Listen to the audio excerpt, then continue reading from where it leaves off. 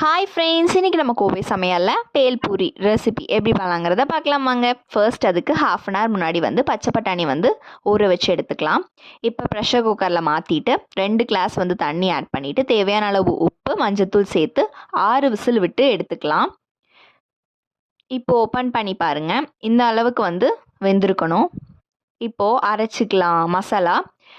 2 பெரிய வெங்காயம், 2 தக்காளி, கொத்தமல்லி, 5 பல் பூண்டு, இஞ்சி 2 துண்டு சேர்த்துட்டு நல்லா ஃபைன் பேஸ்ட்டாக அரைச்சி எடுத்துக்கோங்க.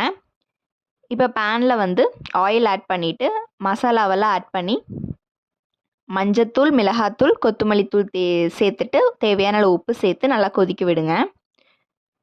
நல்லா கொதித்ததுக்கப்புறமா இப்போ நம்ம வேக வச்சுருக்கக்கூடிய பச்சை பட்டாணியை உள்ளே ஆட் பண்ணிக்கலாம். ஆட் பண்ணிவிட்டு மிக்ஸ் பண்ணி விட்டுக்கோங்க. இப்போது நம்ம மசாலா ரெடி பண்ணுறதுக்கு பொரி கொஞ்சம்